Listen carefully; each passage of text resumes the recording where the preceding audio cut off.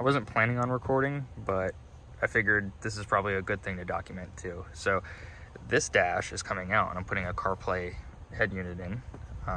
When I was looking for a truck, I specifically looked for one that didn't have any infotainment in there because it's easier to replace something very basic than anything that's not basic. And I wanted CarPlay, and CarPlay is a pretty new thing. So yeah, basically what you got to do is to take this unit out. I'm not going to talk anything about sourcing the right parts. Go to Crutchfield, they'll get you straight. But basically to get this out, you have to pull this panel off and this panel off. I tried to hotboy it and take all this out without removing the airbag, but you got to remove the airbag. This is a pain in the ass to get to down here. You have to remove these 7mm. I got one of them out over here because this has more give. But yeah, no, I'm gonna take the airbag out so I can get to this. Other tutorials also tell you to take out the dash mount here because you can't get this panel off, as you can see, without taking off the dash panel. But I'm good. I'm gonna try not to, but you're probably gonna see a later video or later cut to where I am taking that out. But anyways, you gotta drop your glove box here, and you gotta get to these three. The middle one here I already took out, but you got to get to these 3 8mm to take the airbag out. And then behind the airbag, like right here, is a bolt that'll let you get this panel off. Okay, you get the airbag loose, and then this is the bolt I was talking about. Once we get that bolt out, you can get this panel off, and then you can get to these bolts down here. And then this one's easy, so I don't think I'm going to be getting into that, but yeah, then this can come out. Oh yeah, there's 2 top bolts up here too. So these are all 7mm. This is a 7mm. Underneath this is an 8mm, and then the battery disconnect is an 8mm also, for me at least. We'll go ultra wide for this. So when you get those bolts off, and then you disconnect all of the harnesses that you need to disconnect, this comes out. So that's where I'm at. Now you take the factory receiver out. Pretty sure that's the right terminology. And then you take your kit that you got and you jam it back in. So now I'm at the part where it all has to go back together.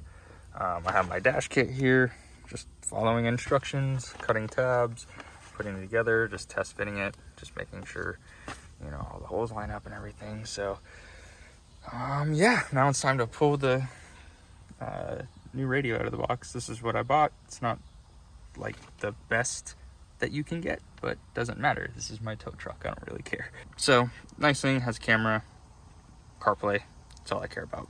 And it's a 10-inch screen because I just wanted the biggest display I could get for reversing. And I'm pretty sure this has multiple camera inputs. So in the future, I could rig up other cameras for towing and stuff if I want. Probably won't. Probably just get good at towing rather than relying on technology.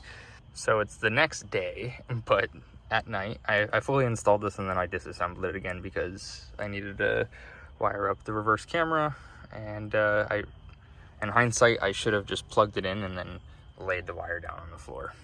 But instead I decided to go through this process again. Get really familiar with it.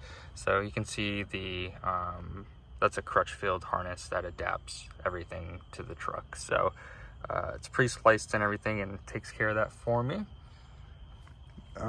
And yeah, so I have the backup camera right there, and I'm going to see if I can get it wired in. Hopefully I think I can. All right, got video in for the rear camera, plugged in. I'm going to be using this, the feed line that is ran with the video cable, and then just tie it to back at the camera, the back of the truck. And I have a 12-volt feed for the rear camera. So I'm just gonna crimp those together, splice and crimp, and I'll be off to the races.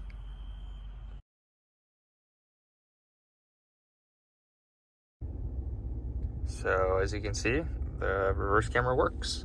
And the reason I wired it directly up to the head unit is because I wanted it to be always accessible.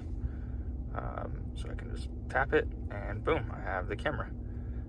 And it also works, so like if I go to home, I have CarPlay up, and put it in reverse. Boom, puts it in reverse. Pretty sure I'm going to configure that stuff away. I can cut a wire on the camera to remove some lines, and I think there's also some, and then when you put it in drive, it goes away, and or park. So yeah, and then I can also always access it, which is nice. This is what it looks like all wired in on the back. I have the video line running up to the front of the truck, the power line that comes off, wired into the AC jack that they give you, and goes to the camera, which I'm not going to show because that was my license plate. Quick, easy, simple. I need to heat shrink this one, and then probably properly ground, but good to go.